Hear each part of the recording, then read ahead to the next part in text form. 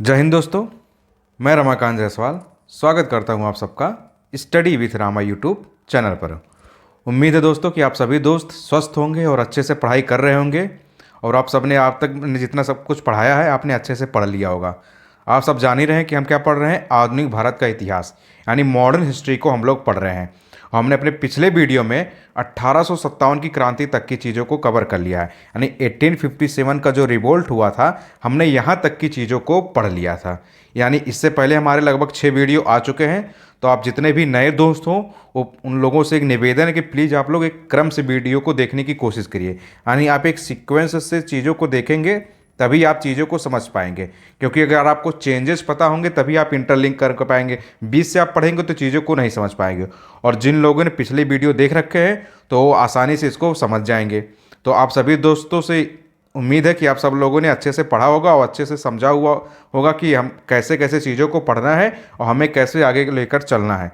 आप जिस भी एग्ज़ाम की तैयारी कर रहे हो, चाहे वनडे की किसी भी एग्ज़ाम की, एसएससी की कर रहे हो, रेलवे की कर रहे हो, बैंकिंग की कर रहे हो, यूपी पीसीएस की कर रहे हैं, आरओ की कर रहे हैं, आप जिस भी एग्ज़ाम की तैयारी कर रहे होंगे सभी एग्ज़ाम में ये जो लेक्चर है यानी ये जो वीडियो है वह लाभदायक है। तो आप सभी दोस्त अच्छे से पढ़ते रहिए और अच्छे से चीज़ों को समझते रहिए। तो चलिए अब हम आपका समय ना बर्बाद करते हुए हम शुरू करते हैं 1857 की क्रांति के आगे की चीज़ों को देखते हैं। इससे पहले की चीज़ों को हमने यहाँ तक का पढ़ लिया है और उस दौरान जो और जन आंदोलन हुए थे, जो अन्य जन आंदोलन हुए थे या अन्य जो जन विद्रोह हुए थे, हम उसको देखते हैं कि कैसे कैसे और घटनाएं घटी थी या एग्जाम में क्या क्या क्वेश्चन आपसे सीधे पूछ लिया जाता है। तो आप सभी लोग अच्छे से वीडियो को देखने की कोशिश करें और समझने की कोशिश करें कि उस समय और क्या हुआ था। तो देखिए हम पढ़ते और अन्य जन आंदोलन की बात करते हैं। जो उस समय जो और भी आंदोलन हुए थे, मूवमेंट हुए थे, विद्रोह हुए थे जिनको कहा जाता है, उससे संबंधित चीज़ें एग्जाम में क्या पूछी जाती है और कैसे कैसे क्वेश्चन बनते रहते हैं। तो चलिए दोस्तों हम शुरू करते हैं। देखिए हमारा पहला जो है वो क्या है, संथाल विद्रोह। संथाल विद्रोह कब हुआ था? 1855 और 56 के बीच हुआ था। यानी ये जो संथाल विद्रोह था या 1855 में स्टार्ट हुआ था, 1856 तक चला था, मतलब एक ही साल के अंतर्गत इसकी चीज़ें हो गई थी। तो देखिए संथाल विद्रोह क्या था? एक आदिवासी विद्रोह था। देखिए दोस्तों इससे संबंधित और पूछा जाता कि 1857 का जो रिवोल्ट हुआ था उससे पहले कौन सा विद्रोह हुआ था? तो उससे पहले होने वाला विद्रोह जो था वो संथाल विद्रोह था। कभी कभी एग्जाम में पूछ लिया जाता है, आपसे इस तरह से पूछ लिया जाता है, ईयर ना देता है कि 1855-56 में कौन सा विद्रोह हुआ, तो वहाँ पूछ लिया जाता है कि 1857 के विद्रोह से पहले ही, तत्काल पहले ही कौन सा विद्रोह हुआ था? तो वह हुआ था संथाल विद्रोह। तो संथाल विद्रोह क्या है? एक आदिवासी विद्रोह था। यह भी कैसा था? एक आदिवासी मूवमेंट था। क्या हुआ था? दामन एक कोह में मूलतः आर्थिक कारणों से प्रारंभ हुआ था। दामन एक कोह एक क्षेत्र होता था, उस क्षेत्र में यह आर्थिक कारणों की वजह से प्रारंभ हुआ था, मतलब इकोनॉमिकल रीजन इसके थे इस संथाल विद्रोह के प्रारंभ करने के। और देखिए इस विद्रोह के नेतृत्वकर्ता 4 भाई थे। यानी संथाल विद्रोह का नेतृत्व किसने किया था? 4 भाइयों ने किया था। कौन कौन? सिद्धू, कान्हू, चांद एवं भैरव। तो अगर आपसे पूछा जाए कि संथाल विद्रोह का नेतृत्वकर्ता किन लोगों ने किया था, तो देखिए 4 भाई थे, इन्हीं 4 भाइयों ने इस विद्रोह का नेतृत्व किया था। एक था सिद्धू, फिर कान्हा, फिर चांद और भैरव। इन चारों नाम को आप अच्छे से याद रखिएगा, एग्जाम में मैचिंग कॉलम वाले में आपसे पूछ लिया जाता है। अब 1855 ईस्वी में हुआ क्या था कि इस विद्रोह के कारण में अगर देखा जाए तो संथालों द्वारा भागलपुर क्षेत्र में इस विद्रोह को प्रारंभ किया गया था। यानी ये जो भागलपुर वाला हमारा रीजन है उसी रीजन में इसको प्रारंभ किया गया था। 1855 ईस्वी में संथालों ने इस विद्रोह को प्रारंभ किया था और मेजर बारो के नेतृत्व में विद्रोह को दबाने गई सेना संथालों द्वारा पराजित हो गई। यानी अगर आपसे पूछा जाए कि 1855 में किस रीजन में प्रारंभ हुआ था, ये प्रारंभ हुआ था भागलपुर क्षेत्र में। और इस विद्रोह को दबाने के लिए जो ब्रिटिश सेना गई थी उस सेना का नेतृत्व कौन कर रहा था? मेजर बारो उस सेना का नेतृत्व कर रहा था। लेकिन यह मेजर बारो क्या होता है? संथालों द्वारा पराजित हो जाता है। तो आप ये फैक्ट भी याद रखिएगा कि संथाल विद्रोह का नेतृत्व मतलब अंग्रेजों का नेतृत्व किसने किया था? तो मेजर बारो ने। लेकिन इसको क्या किया था? संथालों ने पराजित कर दिया था। अब दोस्तों हम देखते हैं पागलपंथ। जो पागलपंथ विद्रोह हुआ था वो क्या था? देखिए जैसे इसका नाम क्या है, पागलपंथ, या क्या था? एक अर्ध धार्मिक संप्रदाय से संबंधित विद्रोह था।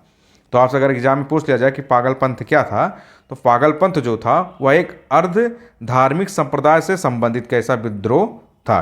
क्या हुआ था? इसको करम शाह द्वारा प्रारंभ किया गया था। यानी ये जो पागलपंथ विद्रोह था इसको किसने प्रारंभ किया था?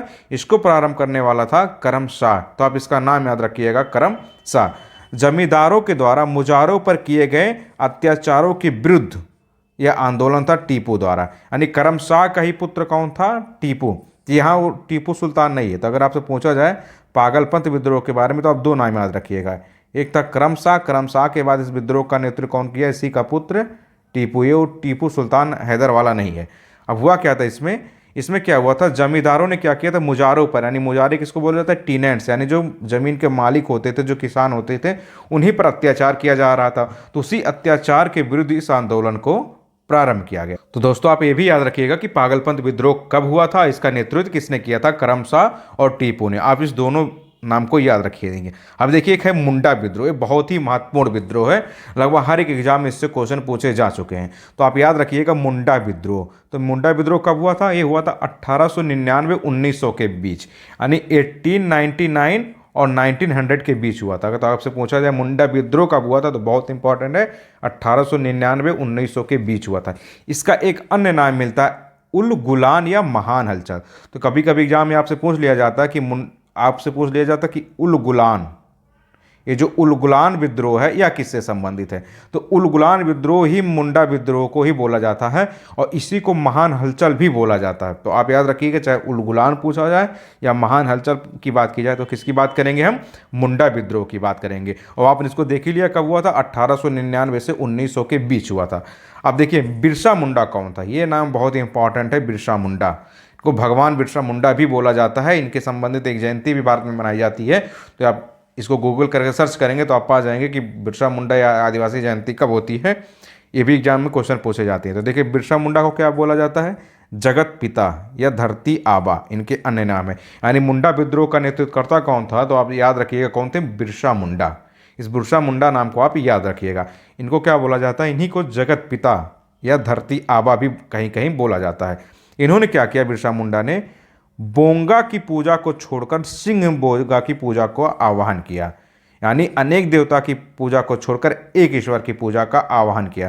तो आपसे पूछा जाए, अगर हम बात करें बोंगा, एक नाम आप ध्यान रखिएगा, बोंगा। बोंगा की पूजा को छोड़कर इन्होंने क्या किया? बिरसा मुंडा ने सिंह बोंगा, इसको सिंह नहीं सिंह बोजा की पूजा का आह्वान किया। मतलब बोंगा मतलब होता था अनेक देवताओं की पूजा को छोड़कर इन्होंने क्या कहा? एक ईश्वर की पूजा के पर इन्होंने जोर दिया। यानी इन्होंने अनेक देवताओं की पूजा पर जोर न देकर कहा कि आप एक ही देवता की पूजा करिए। इसीलिए इन्होंने क्या किया? बोंगा यानी अनेक देवता की पूजा को छोड़कर सिंह बोंगा की पूजा करने का आह्वान दिया। तो आप ये भी याद रखिएगा, यह स्टेटमेंट अगर आपसे एग्जाम में पूछ लिया था कि बोंगा और सिंह बोंगा किससे संबंधित है तो मुंडा विद्रोह से संबंधित है। मुंडा विद्रोह में किससे संबंधित है? तो बिरसा मुंडा से संबंधित है। मतलब इन्होंने एक ईश्वर की ही पूजा पर जोर दिया था। बस ये मोटा मोटा याद रखिएगा, एक ईश्वर की पूजा पर किन्होंने जोर दिया था? तो बिरसा मुंडा ने दिया था। अब देखिए हम बात करते हैं वहाबी आंदोलन की। यानी उस समय एक आंदोलन और हुआ था, कौन सा? वो था वहाबी, यानी जो वहाबी मूवमेंट हुआ था। हम उसकी भी बात कर लेते हैं कि वहाबी आंदोलन में क्या हुआ था। तो उसको भी देख लीजिए दोस्तों कि वहाबी आंदोलन में क्या हुआ था। तो देखिए जो वहाबी आंदोलन हुआ था, अंग्रेजी प्रभुसत्ता को सुनियोजित तथा गंभीर चुनौती इससे मिली थी। यानी ये जो वहाबी आंदोलन उस समय हुआ था, इस वहाबी आंदोलन से क्या हुआ था? इससे अंग्रेजी प्रभुसत्ता को सुनियोजित तथा गंभीर चुनौती मिली। इसके प्रवर्तक कौन थे? तो वो थे सैयद अहमद बरेलवी थे भारत में। तो अगर आपसे पूछा जाए जो वहाबी आंदोलन हुआ था, इस वहाबी आंदोलन का भारत में प्रवर्तक कौन था, यानी इसका भारत में प्रवर्तक कौन था? तो आप ये नाम याद रखिएगा, सैयद अहमद बरेलवी जो थे भारत में वहाबी आंदोलन के कौन थे? प्रवर्तक थे। अब इसका प्रसार क्षेत्र कहाँ था? मतलब ये जो वहाबी आंदोलन हुआ था या किन किन क्षेत्रों में फैला हुआ था, तो आप उसको भी याद रखिए। तो देखिए इसका प्रसार क्षेत्र क्या था? काबुल हुआ, उत्तर पश्चिमी सीमा प्रांत, बंगाल, बिहार और मध्य प्रांत। यानी ये जो वहाबी आंदोलन था वो कहाँ कहाँ फैला था? काबुल में, उत्तर पश्चिमी सीमा प्रांत में, बंगाल, बिहार और मध्य प्रांत वाले क्षेत्रों में जो वहाबी आंदोलन था फैला हुआ था। तो आप इसको भी याद रखिएगा। 1830 ईस्वी में बरेलवी द्वारा पेशावर पर कब्जा कर लिया गया। यानी ये जो सैयद अहमद बरेलवी जो इस आंदोलन के प्रवर्तक थे वहाबी आंदोलन के, इन्होंने क्या किया? 1830 ईस्वी में पेशावर पर क्या कर लेते हैं? कब्जा कर लेते हैं।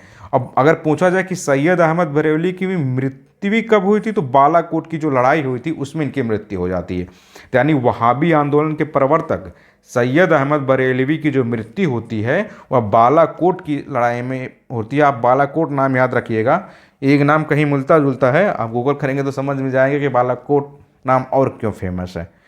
बाद में आप कमेंट बॉक्स में डाल देंगे तो मैं, अगर आप नहीं कर पाएंगे तो मैं इसका जवाब अवश्य दे दूंगा। चलिए फिर और देखते हैं क्या करते हैं। पटना में क्या होता है, बरेलवी की मृत्यु के बाद आंदोलन का केंद्र बन जाता है। यानी ये जो वहाबी आंदोलन में क्या होता है, सैयद अहमद बरेलवी की मृत्यु हो जाती है, उसके बाद इस आंदोलन का केंद्र क्या बन जाता है, पटना इस आंदोलन का केंद्र बन जाता है। अब सैयद अहमद बरेलवी की मृत्यु के बाद इस आंदोलन के नेतृत्वकर्ता कौन कौन से, तो आपसे ये भी क्वेश्चन पूछ लिया जाता है। देखिए, एक थे मौलवी कासिम, विलायत अली, इनायत अली और अहमदुल्ला। तो आपसे पूछा जाएगा कि वहाबी आंदोलन जो हुआ था, उस आंदोलन के बाद जब उस आंदोलन के दौरान जब सैयद अहमद बरेलवी की मृत्यु हो जाती है, तब किन किन लोगों ने नेतृत्व किया था। तो देखिए, उसमें एक नाम मिलता है मौलवी कासिम का, विलायत अली, इनायत अली और अहमदुल्ला। तो आप ये नाम दोस्तों अच्छे से याद रखिएगा, एग्जाम में सीधे सीधे क्वेश्चन पूछ लिए जाते हैं, हर एक एग्जाम में क्वेश्चन इससे बने हैं। अब हम बात करते हैं, इसके बाद बात करते हैं हम कूका आंदोलन की। देखिए, कूका आंदोलन जो हुआ था वो 1840 के दशक में हुआ था। तो सबसे पहले यही याद रखिएगा कि ये जो कूका आंदोलन हुआ था कब हुआ था, 1840 के दशक में हुआ था, यानी 1840 के दशक में ये होता है कूका आंदोलन। भगत जवाहर मल सियान साहब द्वारा इस आंदोलन का नेतृत्व किया गया था। तो अगर आपसे पूछा जाए कि कूका आंदोलन के नेतृत्वकर्ता कौन थे, अगर आपसे क्वेश्चन ये बन जाता कि कूका आंदोलन के नेतृत्वकर्ता कौन थे, तो वो थे भगत जवाहर मल। अब भगत जवाहर मल का एक अन्य नाम मिलता है सियान साहब। तो आपसे दोनों अगर ऑप्शन दिया जाता है तो आप दोनों देखिए, कभी भी एग्जाम में दोनों नाम नहीं देगा, या तो सियान साहब देगा या भगत जवाहर मल देगा। तो जो भी नाम हो आप उस पर टिक कर दीजिएगा। इस कूका आंदोलन का उद्देश्य क्या था, सिख धर्म में प्रचलित बुराइयों और अंधविश्वासों का अंत कर इस धर्म को शुद्ध करना था।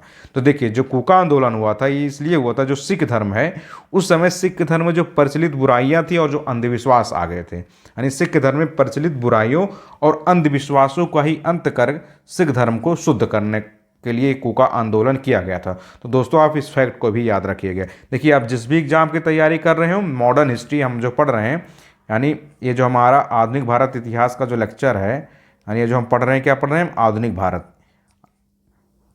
भारत के जो इतिहास पढ़ रहे हैं दोस्तों, आप जानते हैं कि लगभग हर एक एग्जाम में कुछ ना कुछ क्वेश्चन पूछे ही जाते हैं। अगर आप कंपटीशन की तैयारी कर रहे हैं, अगर आप सरकारी नौकरी की प्रिपरेशन कर रहे हैं, तो आपको इतिहास तो पढ़ना ही पड़ेगा। और इतिहास में सबसे ज़्यादा क्या पढ़ना पड़ेगा, आधुनिक भारत का इतिहास। आप वैसे भी शिक्षित हैं, अगर आपको अपने भारत का इतिहास जानना ही है तो आप इसको देख सकते हैं। देखिए दोस्तों, हर एक एग्जाम में क्वेश्चन बना है और मेरे साथ विश्वास बना के रखिएगा कि आपका बेसिक नॉलेज एकदम अच्छे से क्लियर हो जाएगा। जब आप इस नारे द्वारा पढ़ाई की इस वीडियो को 2-3 बार देखेंगे और बुक से चीज़ों को जब पढ़ने की कोशिश करेंगे तो आपको अच्छे से चीज़ें समझ में आएगी और आप इंटरलिंक करते जाएंगे। बस आप वीडियो को देखते रहिए और एक क्रम से चीज़ों को सुनते रहिए, समझते रहिए और पढ़ते रहिए। देखिए, आप सीक्वेंस छोड़ देंगे दोस्तों तो आप चीज़ें, अगर आप कूद कूद के पढ़ेंगे क्लास को, आपने पहला देख लिया, फिर पाँचवा देख रहे हैं, तीसरा नहीं देखा, चौथा नहीं देखा, तो आप नहीं इंटरलिंक कर पाएंगे। और इतिहास पढ़ने का सबसे अच्छा तरीका होता है कि आप घटनाओं यानी चेंजेज, परिवर्तन, बदलाव को आप याद रखिए। तो आप विश्वास रखिए, आप वीडियो को 2 से 3 बार देखते रहिए, खुद अपने नोट्स बनाते रहिए। आप चाहे तो इसको नोट्स बना लीजिए, आपको जैसे भी समझ में आए, चाहे आप बुक मार्केट से ले आइए, आपको जिस तरह से चीज़ें अच्छे से समझ में आती है आप वैसे करिए, तो आप अच्छे से कवर कर लेंगे जब आप 2 से 3 बार चीज़ों को पढ़िए। देखिए, एक बार में आप नहीं कर सकते, आप इसको मानिए, जब आप कंपटीशन में बैठेंगे तो आपको वहाँ समझ में आएगा चीज़ों को। हम इसको अपने अनुभव से बता रहे हैं। तो चलिए देखते हैं, हम नील विद्रोह के बारे में बात करते हैं दोस्तों। कूका आंदोलन के बाद कौन सा विद्रोह की बात करते हैं, देखिए नील विद्रोह। नील विद्रोह कब हुआ था, तो यह हुआ था 1859-60 के बीच हुआ था, यानी 1859-60, यानी 1859-60 के बीच कौन सा विद्रोह हुआ था, तो नील विद्रोह हुआ था। तो आप ईयर भी याद रखिएगा, एग्जाम में आपसे पूछ लिया जाता है। जो मैच वाले क्वेश्चन होते हैं ना, मिलान कीजिए, तो उसमें ऐसे क्वेश्चन अक्सर पूछ लिए जाते हैं। एक तरफ ईयर दे दिया जाता है, एक तरफ विद्रोह दे दिया जाता है। आप एक इस साइड ईयर होगा तो इस साइड विद्रोह होगा, और आपसे मैच कराने के लिए दे दिया जाता है। तो आप ईयर भी याद रखिएगा कि सारे विद्रोह कब कब हुए थे। तो देखिए, नील विद्रोह प्रारंभ कहाँ से हुआ था, तो बंगाल के नदिया जिले के गोविंदपुर गांव से। तो आपसे पूछा जाए कि नील विद्रोह का प्रारंभ कहाँ से हुआ था, तो बंगाल से ही हुआ था। बंगाल में एक जिला पड़ता है नदिया जिला, और नदिया जिले के अंतर्गत एक गांव पड़ता है गोविंदपुर गांव। तो यानी नील विद्रोह प्रारंभ हुआ था गोविंदपुर गांव से, नदिया जिले के अंतर्गत बंगाल में। अब इसके नेतृत्वकर्ता कौन थे, तो 2 लोग थे, दिगंबर विश्वास और विष्णु विश्वास। तो अगर आपसे पूछा जाए नील विद्रोह का नेतृत्वकर्ता कौन था, तो नील विद्रोह के नेतृत्वकर्ता थे दिगंबर विश्वास और विष्णु विश्वास। ये दोनों ही नील विद्रोह के क्या थे, नेतृत्व थे, दिगंबर विश्वास और विष्णु विश्वास। अब इसका प्रसार क्षेत्र कहाँ कहाँ था, नदिया, पाबना, खुलना, ढाका, मालदा और दिनाजपुर। तो आपसे पूछा जाए कि ये जो नील विद्रोह हुआ था इसका प्रसार क्षेत्र कहाँ कहाँ था, इसका प्रसार क्षेत्र था नदिया, पाबना, खुलना, ढाका, मालदा, दिनाजपुर। ये सब बंगाल के ही अंतर्गत आने वाले क्षेत्र थे नील विद्रोह के बारे में आप देख लीजिए। अब देखिए उस समय क्या हुआ था, एक पत्रिका थी हिंदू पैट्रियाट, इसके संपादक कौन थे, हरिश्चंद्र मुखर्जी। उन्होंने नील विद्रोह का समर्थन किया था अपने इस लेखन में, अपने इस संपादन में। तो अगर आपसे एक क्वेश्चन ये भी पूछ लिया जाता कि हिंदू पैट्रियाट के संपादक कौन थे, तो आप पहले यही याद रखिएगा कि हिंदू पैट्रियाट के संपादक कौन थे, हरिश्चंद्र मुखर्जी। तो आपसे पूछा जाए कि नील विद्रोह का समर्थन किसने किया था, तो अगर आपसे नाम दे दिया जाता हरिश्चंद्र मुखर्जी तो हाँ कहेंगे हाँ इन्होंने समर्थन किया था। ये आप दे दिया जाए कि हिंदू पैट्रियाट, तो हिंदू पैट्रियाट के कोई संपादक यही थे, तो यानी हिंदू पैट्रियाट हो या हरिश्चंद्र मुखर्जी, आप दोनों नाम याद रखिएगा। ये दोनों ही नील विद्रोह के समर्थन से जुड़ी हुई चीज़ें हैं। अब देखिए नील बागान मालिकों के अत्याचारों का चित्रण कौन किया था, तो वह किया था दीनबंधु मित्र ने। किसमें किया था, नील दर्पण में। तो आप ये भी याद रखिएगा कि नील दर्पण किसकी है, दीनबंधु मित्र की है। इसमें इन्होंने क्या किया था, नील बागान मालिकों के अत्याचारों का चित्रण किया था। तो आप दो नाम दोस्तों याद रखिएगा। देखिए एक तो आप सबसे पहले याद रखिएगा हिंदू पैट्रियाट, आपसे एग्जाम में अक्सर पूछ लिया जाता है और आप कंफ्यूज हो जाते हैं। तो आप एक नाम ये याद रखिएगा हिंदू पैट्रियाट। तो अगर आपसे पूछा जाए हिंदू पैट्रियाट के संपादक कौन थे, तो हरिश्चंद्र मुखर्जी। आप ये भूलिएगा मत दोस्तों, एग्जाम में कन्फ्यूजन कर दिया जाता है इससे। इसने क्या किया था, नील विद्रोह का समर्थन किया था। और एक मिलता है नील दर्पण, एक नाम आप और याद रखिएगा नील दर्पण। अब नील दर्पण के कौन थे, तो वो थे दीनबंधु मित्र। तो आप HM और DM दोनों याद रखिएगा। हिंदू पैट्रियाट के संपादक कौन थे, हरिश्चंद्र मुखर्जी, और नील दर्पण के संपादक कौन थे, दीनबंधु मित्र। ये दोनों ही किससे संबंधित है, नील विद्रोह से संबंधित है। दोस्तों आप इस फैक्ट को अच्छे से याद रखिएगा, क्योंकि एग्जाम में बहुत बड़ी मात्रा में इस फैक्ट से लेकर कन्फ्यूजन हो जाता है। दोस्तों हमने 1857 के रिवोल्ट के समय जो और अन्य विद्रोह हुए तो हमने वो भी देख लिया कि नील विद्रोह कब हुआ था, मुंडा विद्रोह कब हुआ था, कोका आंदोलन कब हुआ था, पागलपंथ कब हुआ था, संताल विद्रोह कब हुआ था, वहावी आंदोलन कब हुआ था। अब आप सबसे उम्मीद है कि आप इस सब चीज़ों को अच्छे से पढ़ लीजिएगा और आप नोट डाउन कर लीजिएगा, क्योंकि आप नोट डाउन करेंगे तो आपके दिमाग में चीज़ें और अच्छे से आएंगी, और आप जब रिवीजन करेंगे तो आपके लिए बहुत ही हेल्पफुल होगा।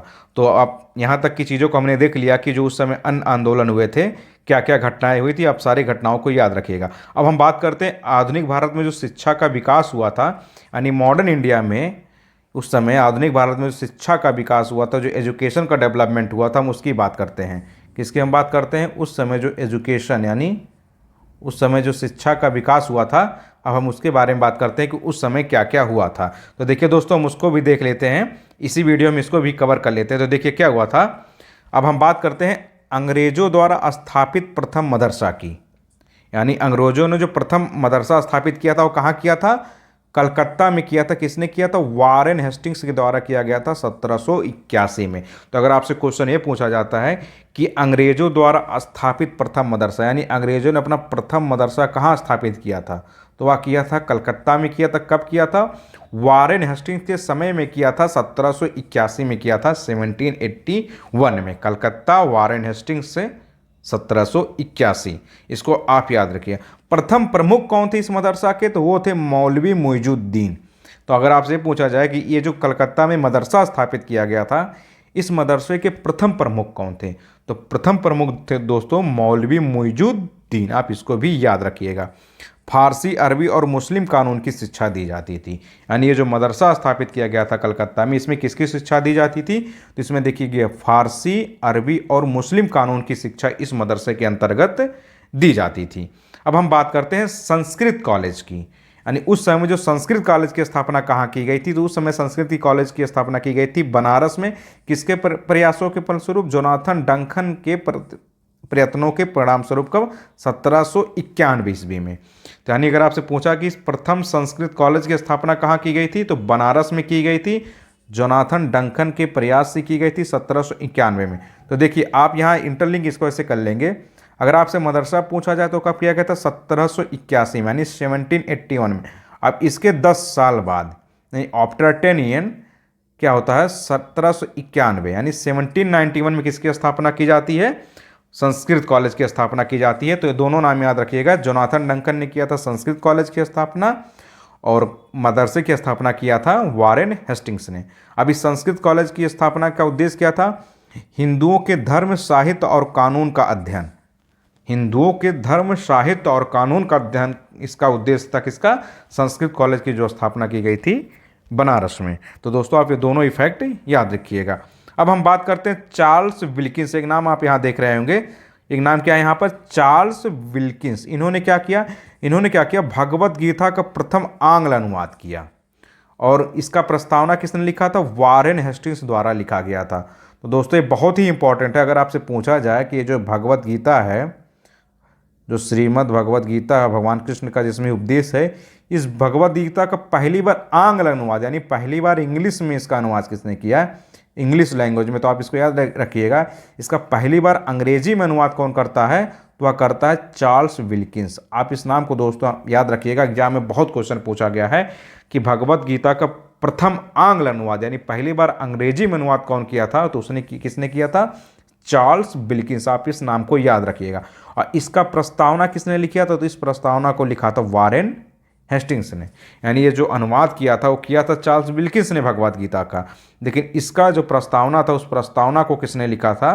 तो वह लिखा था वारेन हेस्टिंग्स ने। आप एक नाम और बहुत महत्वपूर्ण क्वेश्चन पूछ लिया जाता है कि अभिज्ञान शकुंतलम का अंग्रेजी अनुवादक कौन था? तो वह था सर विलियम जोन्स। दोस्तों आप जानते हैं अभिज्ञान शकुंतलम किसकी रचना है? तो कालिदास की। ये यहाँ पर नहीं दिया है लेकिन आप फिर भी याद कर लीजिएगा। अगर आपसे पूछा जाए कि अभिज्ञान शाकुंतलम किसकी रचना है, तो वह है कालिदास की। अब इस अभिज्ञान शाकुंतलम का अंग्रेजी में अनुवाद किसने किया था? तो सर विलियम जोन्स। आप ये दोनों नाम याद रखिएगा। मैचिंग में क्या होता है? दोनों नाम दे दिया जाता है, एक तरफ दे दिया जाता है सर विलियम जोन्स भी दे दिया जाता है और चार्ल्स विल्किंस से भी दिया जाता है। तो आप याद रखिएगा, विलियम जोन्स किससे संबंधित है? अभिज्ञान शाकुंतलम का अंग्रेजी में इन्होंने अनुवाद किया था। और चार्ल्स विल्किंस ने क्या किया था? इसने भगवत गीता का अंग्रेजी में अनुवाद किया था। तो दोस्तों आप ये दोनों ही नाम याद रखिएगा, बहुत बड़ी मात्रा में आपसे एग्जामों में क्वेश्चन पूछ लिया जाता है।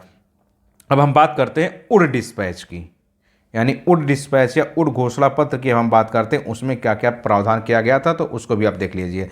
तो देखिए 1854 में इसको चार्ल्स उड के द्वारा जारी किया गया था। तो सबसे पहले आप यही याद रखिएगा कि उड डिस्पैच जो था उसको किसने जारी किया था? कब जारी किया गया था? 1854 यानी 1854 में उड डिस्पैच को जारी किया गया था। किसने किया था? तो चार्ल्स उड ने उड डिस्पैच को जारी किया था। अब उड डिस्पैच को क्या बोला जाता है? मैग्ना कार्टा बोला जाता है भारत में अंग्रेजी शिक्षा का। तो अगर आपसे पूछा जाए भारत में अंग्रेजी शिक्षा का मैग्ना कार्टा किसको बोला जाता है, तो उड डिस्पैच को बोला जाता है। कब जारी किया गया था? 1854 1854 में किसने जारी किया था? चार्ल्स उड ने किया था। इसको भारत में क्या बोला जाता है? अंग्रेजी शिक्षा का मैग्ना कार्टा। इसमें आधार क्या था? आप ये भी देख लीजिए। लंदन विश्वविद्यालय के आधार पर कलकत्ता, बम्बई और मद्रास प्रेसिडेंसी में एक एक विश्वविद्यालय की स्थापना की व्यवस्था की गई। क्या हुआ? वो डिस्पैच आया था 1854 में। उस समय जो लंदन यूनिवर्सिटी थी, क्या किया गया इस डिस्पैच के तहत? जो लंदन यूनिवर्सिटी थी, कहा गया कि लंदन यूनिवर्सिटी के आधार पर ही कहाँ पे? कलकत्ता में, बम्बई में और मद्रास में। जो कलकत्ता प्रेसिडेंसी थी, जो बम्बई प्रेसिडेंसी थी और कहाँ से? मद्रास प्रेसिडेंसी में क्या किया जाए? एक एक विश्वविद्यालय की स्थापना करने की व्यवस्था की गई। किसके तहत की गई? इसी उड डिस्पैच के अंतर्गत की गई दोस्तों। तो आप इसको भी याद रखिएगा, कलकत्ता, बम्बई और मद्रास प्रेसिडेंसी में एक एक यूनिवर्सिटी की स्थापना की डिस्पैच के अंतर्गत की गई थी। तो 1854 की उड डिस्पैच के अंतर्गत ही की गई थी। ये भी एग्जाम में क्वेश्चन बहुत पूछा गया है, तो आप इसको भी याद रखिएगा। अब इसके बाद हम बात करते हैं हंटर कमीशन की, यानी जो हमारा हंटर आयोग आया था, जो हमारा हंटर कमीशन आया था, अब हम उसको भी देख लेते हैं कि उसमें क्या क्या प्रावधान किया गया था। तो चलिए हम बात करते हैं हंटर कमीशन की। तो देखिए 1854 के पश्चात शिक्षा के क्षेत्र में हुई प्रगति की समीक्षा करने के लिए 1882 में इसको नियुक्त किया गया था। यानी आप याद रखिएगा, उड डिस्पैच कब आया था? 1854 में। 1854 में उड डिस्पैच आता है और हंटर कमीशन कब आता है? 1882 में। 1882 में आता है। क्यों आता है? यही 1854 में जो शिक्षा के क्षेत्र में जो कुछ प्रगति की गई थी उसी की समीक्षा करने के लिए हंटर कमीशन की नियुक्ति की जाती है। कब? 1882 में। तो आप याद रखिएगा, जो हंटर कमीशन 1882 में आता है वो 1854 की उड डिस्पैच के दौरान जो जो शिक्षा के क्षेत्र में प्रगति हुई, मतलब इसके बाद जितनी भी शिक्षा एजुकेशन के क्षेत्र में जो प्रगति की गई उसी की समीक्षा करने के लिए यानी रिव्यू करने के लिए हंटर कमीशन की नियुक्ति की जाती है। तो याद रखिएगा। इसमें क्या किया, प्राथमिक शिक्षा के सुधार एवं विकास पर विशेष जोर दिया गया है। यानी जो प्राथमिक शिक्षा हमारी होती है, जो प्राइमरी एजुकेशन होता है, उस प्राथमिक शिक्षा के विकास पर अगर पहुंचा जाए कि विशेष रूप से जोर कब दिया गया, तो हंटर कमीशन जो आता है 1882 का, उसके अंतर्गत क्या किया गया, प्राथमिक शिक्षा यानी प्राइमरी एजुकेशन के सुधार एवं विकास पर जोर दिया जाता है। दोस्तों आप इसको भी याद रखिएगा। देखिए अब हम बात करते हैं सैडलर आयोग की। इसके बाद जो हमारा महत्वपूर्ण आयोग है वो क्या है, सैडलर आयोग। और डिस्पैच भी हमने पढ़ लिया। अब हमारा महत्वपूर्ण आयोग क्या है, वो है सैडलर आयोग। सैडलर आयोग कब आता है, 1917 में आता है, यानी 1917 में आता है। कलकत्ता विश्वविद्यालय की संभावनाओं के अध्ययन तथा रिपोर्ट के लिए नियुक्त किया गया। यानी देखिए क्या किया गया था, उस डिस्पैच के अंतर्गत कलकत्ता, बम्बई और मद्रास प्रेसिडेंसी में क्या किया गया, एक एक विश्वविद्यालय की स्थापना की व्यवस्था की गई। अब 1917 में क्या होता है, 1917 में क्या क्या होता है, यही जो कलकत्ता विश्वविद्यालय बना था उसी की संभावनाओं के अध्ययन तथा रिपोर्ट के लिए किसकी नियुक्ति की जाती है, तो नियुक्ति की जाती है सैडलर आयोग की, यानी सैडलर कमीशन की नियुक्ति की जाती है कलकत्ता यूनिवर्सिटी की संभावनाओं के अध्ययन तथा रिपोर्ट के लिए। विचार क्या था, विश्वविद्यालयी शिक्षा का सुधार करना है तो माध्यमिक शिक्षा का सुधार आवश्यक है। यानी सैडलर कमीशन ने क्या कहा कि अगर आप विश्वविद्यालयी शिक्षा यानी यूनिवर्सिटी लेवल की शिक्षा पर अगर आप सुधार करना चाहते हैं तो सबसे पहले आपको माध्यमिक शिक्षा का सुधार आवश्यक है। यानी ये जो माध्यमिक लेवल पर जो शिक्षा दी जाती है, अगर आप इसमें सुधार कर देंगे तो विश्वविद्यालय लेवल पर शिक्षा अपने आप सुधर जाएगी। यानी अगर आपसे पूछा जाए कि सैडलर कमीशन कब बना था, तो सैडलर कमीशन की नियुक्ति हुई थी 1917 में, यानी 1917 में आता है सैडलर कमीशन। इसने क्या कहा कि अगर आपको विश्वविद्यालयी शिक्षा का सुधार करना है, यानी यूनिवर्सिटी लेवल पर अगर आपको शिक्षा का सुधार करना है, तो आप पहले माध्यमिक शिक्षा का तो सुधार करिए, क्योंकि यही बच्चे यहाँ आके पढ़ते हैं। इसने ऐसा इसलिए कहा क्योंकि माध्यमिक के ही बच्चे आगे चल के कहाँ जाते हैं, यूनिवर्सिटी में जाते हैं। तो अगर यहाँ पे आप एजुकेशन अच्छे देंगे तो अच्छे ही तो स्टूडेंट यहाँ पर निकल के आएंगे। यही अच्छे स्टूडेंट जब यहाँ पर आएंगे तो यूनिवर्सिटी लेवल में यही लोग तो आगे चल के ग्रेजुएट होते हैं, पोस्ट ग्रेजुएट हो सकते हैं। तो जब यहाँ पर हमारा मतलब अगर हमारा क्या कहते हैं, हमारी नींव अगर मजबूत होगी तो हमारी बिल्डिंग ऑटोमेटिक मजबूत ही बनी रहेगी। तो आपको नींव पे फोकस करना है। तो इसने क्या कहा कि माध्यमिक शिक्षा पर सुधार करिए तो विश्वविद्यालय लेवल पर शिक्षा का अपने आप सुधार हो जाएगा। तो दोस्तों हमने क्या देखा, हमने उस समय आधुनिक भारत में जो शिक्षा का विकास हुआ था हमने उसको पढ़ लिया। आप इस सारे फैक्ट को भी याद रखिएगा कि मेन जो कमीशन आए थे, जैसे वुड डिस्पैच हुआ, हंटर कमीशन हुआ, सैडलर कमीशन हुआ, या चार्ल्स विल्किंस ने क्या किया, विलियम जोन्स के क्या क्या कार्य थे, वारेन हेस्टिंग्स ने क्या किया, जोनाथन डंकन ने क्या किया। क्योंकि एग्जाम में देखिए दोस्तों सीधे सीधे आपसे क्वेश्चन पूछ लिया जाता है और लगभग ये जो बुक है इसमें जितने भी फैक्ट दिए गए हैं वो किसी न किसी एग्जाम में आपसे ऑलरेडी ही पूछा जा चुका है। तो आपको पढ़ना जरूरी है, क्योंकि आप पढ़ेंगे तभी आप चीज़ों को अच्छे से कवर कर पाएंगे और एग्ज़ाम को समझ पाएंगे। तो उम्मीद हो दोस्तों कि आपने चीज़ों को अच्छे से देख लिया होगा और अच्छे से चीज़ों को समझ लिया होगा। देखिए इसके आगे के जो हैं मतलब आधुनिक भारत में जो प्रेस का विकास हुआ है या और सारे जो फैक्ट हैं हम नेक्स्ट वीडियो में पढ़ेंगे। तो आप सभी दोस्तों से उम्मीद है कि आप वीडियो को अच्छे से देखते रहिए। अब चलते चलते आपसे छोटा सा निवेदन है दोस्तों का, आप स्टडी विथ रामा, आप इस यूट्यूब चैनल को स्टडी विथ रामा को अपने दोस्तों में शेयर कर दीजिएगा और वीडियो को आप लाइक भी कर दीजिएगा। और नीचे अगर आपको कोई डाउट होते हैं, कुछ आप क्वेश्चन पूछना चाहते हैं या कुछ आप जानना चाहते हैं तो आप नीचे कमेंट बॉक्स में दे देंगे तो मैं उसका रिप्लाई अवश्य करूँगा। बाकी आप सबसे बस एक छोटा सा यही निवेदन है कि आप सब अच्छे से पढ़ते रहिए, अपने हेल्थ का भी ख्याल रखिए। देखिए पढ़ाई के साथ साथ हेल्थ भी बहुत ज़रूरी है, तो आप अपने हेल्थ पे भी ध्यान दीजिए और अच्छे से पढ़ते रहिए। पढ़ाई को बोझ समझ के मत पढ़िए, आप आराम से पढ़ते रहिए। आप जिस भी एग्ज़ाम को पढ़ते रहिए, आप उस टारगेट को सिर्फ अपने दिमाग में सेट कर लीजिए।